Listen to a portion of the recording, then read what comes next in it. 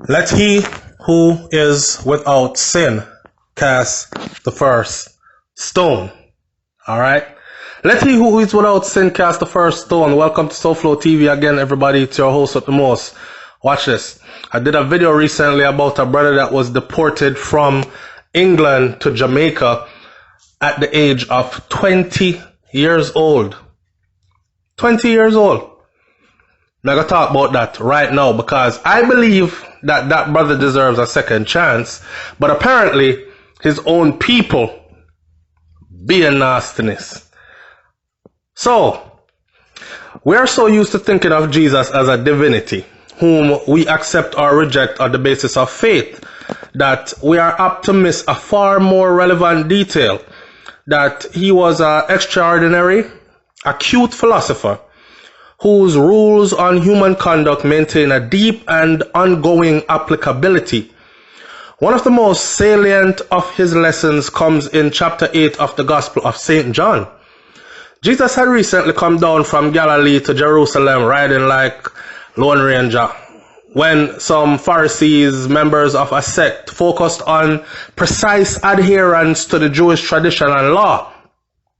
They presented him with a married woman whom they had caught having extramarital affairs with someone other than her husband, right? And they said to him, "Teacher, hey, this woman, we caught her in the very act of committing adultery, teacher. Now, teacher, in our law, Moses commanded that such a woman must be stoned to death, teacher. Now, what do you say, teacher?"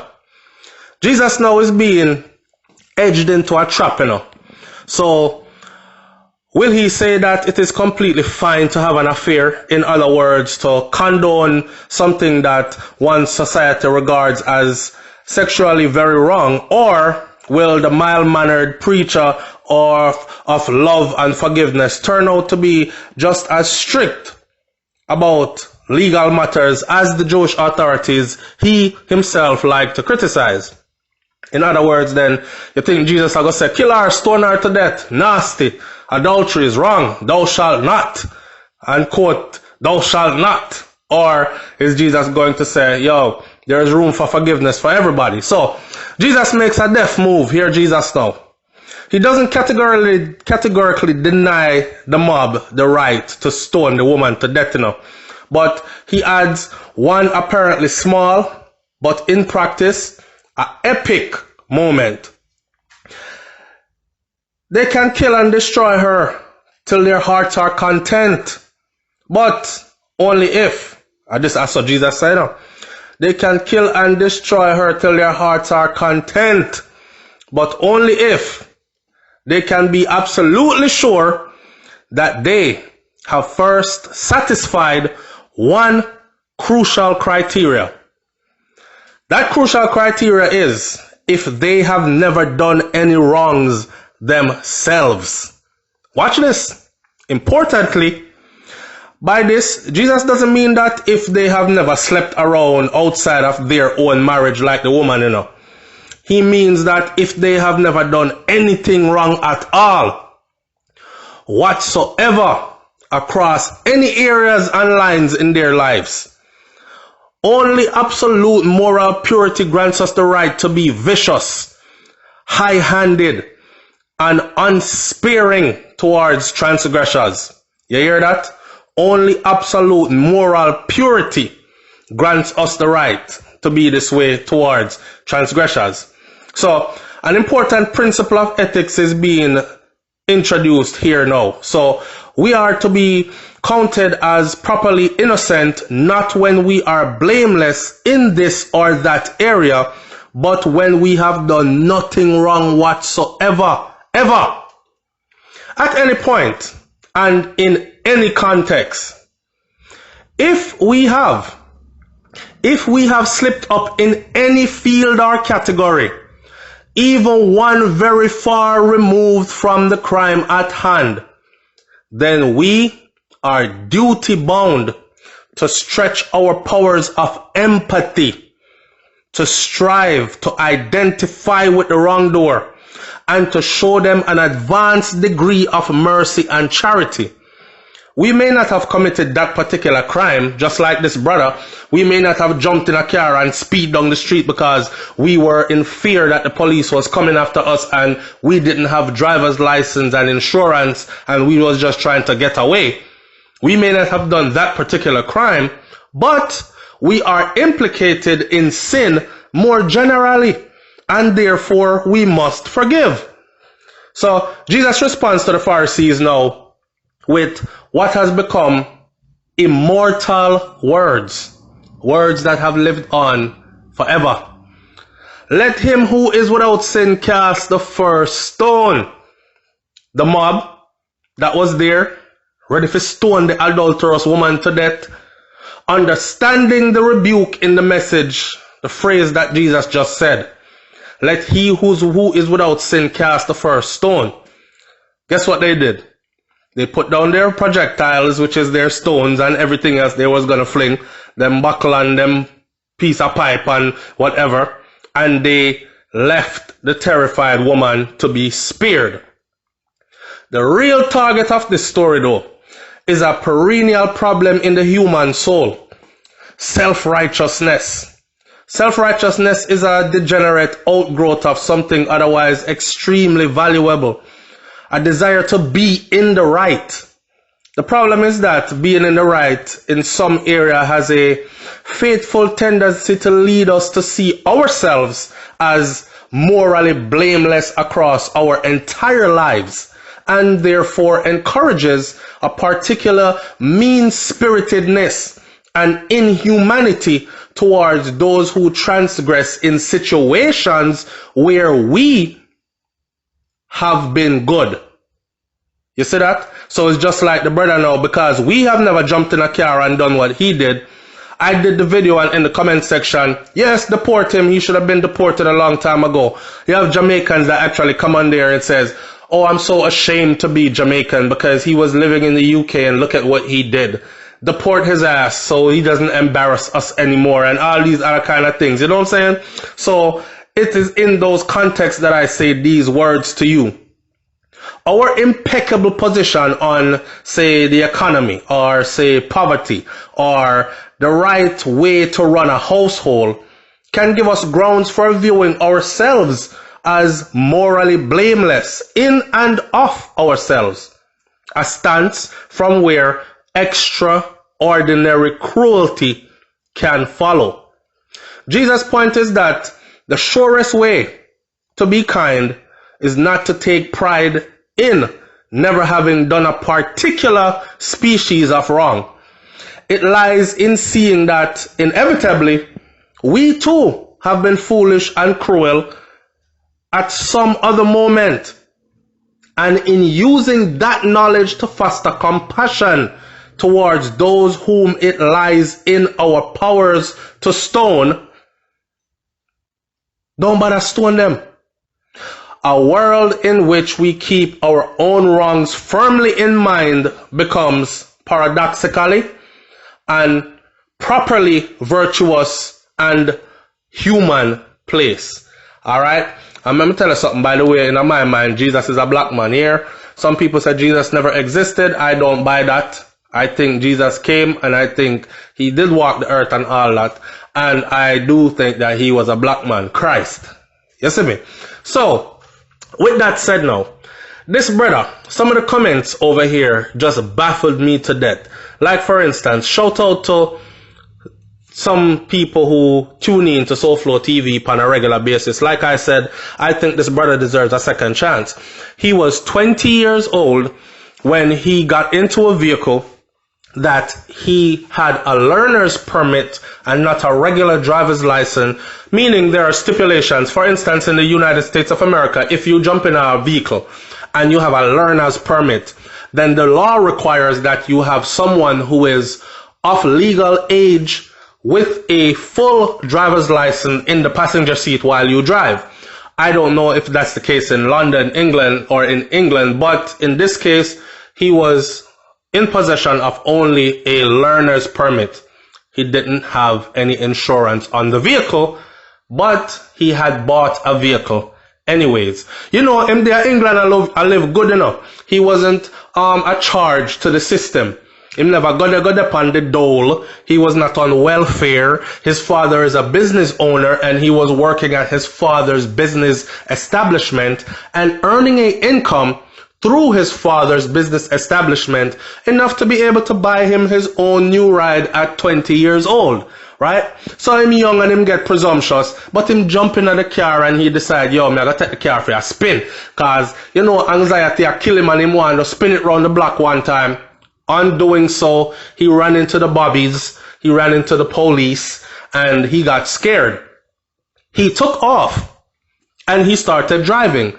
And then the police started chasing him and he drove faster and faster trying to get away. Mind you, the thing only lasted for 5 minutes. According to the British police report, it only lasted for 5 minutes. So 5 minutes of wrong at the age of 20.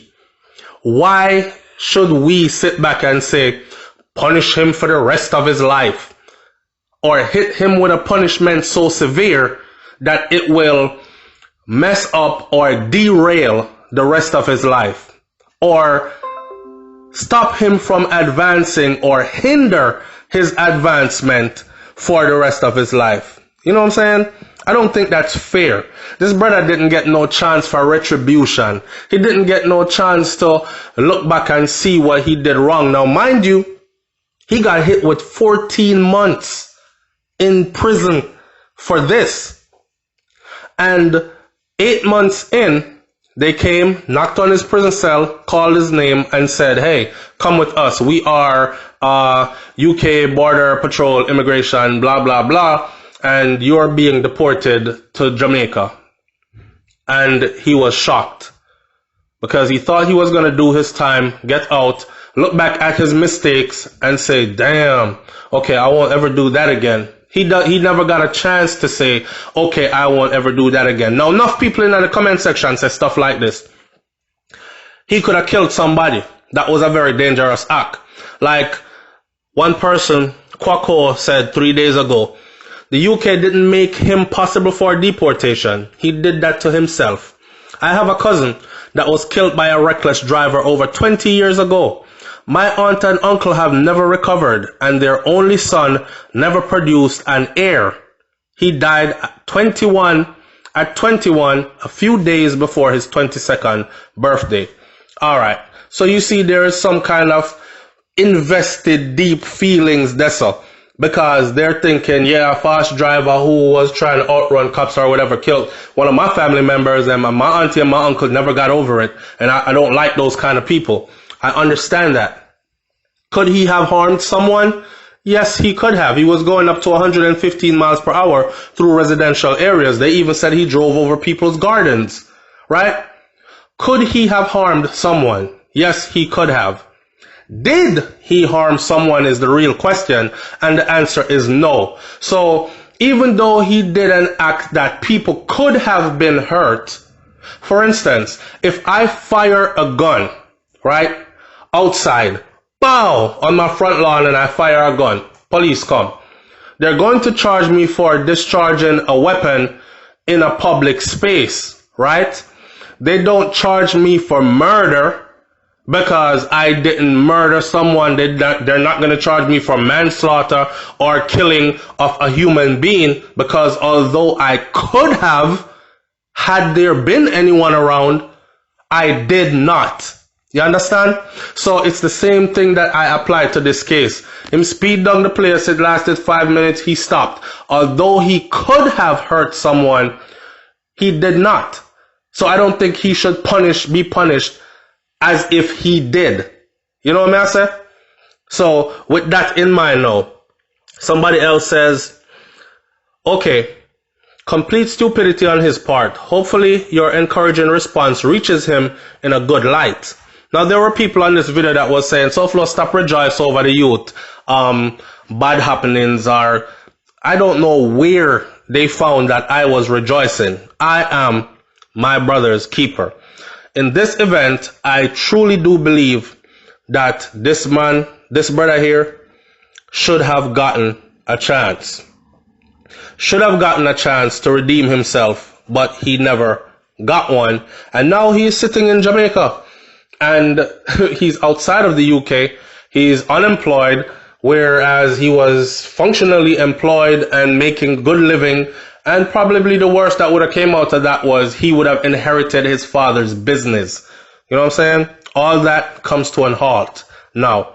Now he is struggling and he's thinking about, oh, he doesn't make plans for his life anymore because where he's at in Jamaica, it's a dangerous place. He hears gunshots all the time and him see people walk down the road and flick them ratchet knife and all this. You know, he's in a place where, and mind you, he didn't leave when he was a grown person, but he didn't leave when he was that young to not remember culture, customs, and all that, because he left at 14 years old and he came back when he was 20. So really and truly 6 years out. But he had a glimpse of hope, a vision, a glimpse of the light at the end of the tunnel. Jamaica is beautiful, but it ain't beautiful for all of us. That's why there are so many Jamaicans that leave on a yearly basis, seeking visas all the time to get out, because opportunity is limited. The country is beautiful, the landscape is beautiful, the beaches and the culture, all beautiful.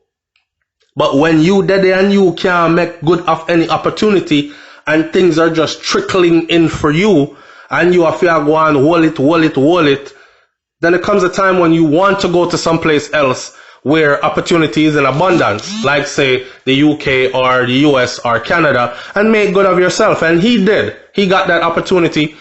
His father paved the way and brought his son into an established business. So I don't see why this brother should not have gotten a second chance. Now, in my opinion, had he gotten a second chance, right, and messed up on the second chance, and then they put him on a plane to Jamaica and say, look, he's a menace to society. He's done this before. We caught him. We were going to send him back. We didn't. We put him through a program, driver's ed program, study the rules, laws, and regulations, pay a fine, do some community service, blah, blah, blah. That's what you do to 20-year-olds. You know what I'm saying? They didn't do that, though. In closing, I'm going to say this in this video. Everybody that listens to this video, I want you to close your eyes and go back to where you were when you were 20 years old. For those of you who are more than 10 years past 20, close your eyes and go back to where you were at 20 years old. The things you did at 19, 20, the things you said, the things you believed at 19, 20, and compare it to where you are now. And tell me that you don't laugh at some of the stupidity that you were willing to indulge in and even did indulge in at that age. Aren't you glad that probably time was on your side and that probably laws were on your side, or you just didn't get caught, or you did get in trouble but you got a second chance? Aren't you glad? Imagine if you were punished for everything you did wrong at 20 years old. Where would you be today? He who is without sin cast the first stone. That me I say. It's SoFlo TV, man. Like, comment, share, subscribe. Leave your comments in the comment section below and tell me honestly, do you think that this brother did not deserve a second chance? Like, seriously, him never kill nobody. Like I said, they could have given him a fine. They gave him time. They should have let him serve the whole 14 months. Then they should have given him a fine on top of the 14 months and make him work and pay that, so his pockets were hurting after he served time. And then after that, do some community service physically, like walk and paint the signs them on the road or something, so he understands the value of certain things, and give him a chance to redeem himself, don't it? Them just deport the youth and gone. Are you still thinking this kid should have been deported? Or are you thinking that, no, he did deserve a second chance? It's funny how when it's our close family member, we have a different opinion. It's SoFlo TV again. I'm out. Peace.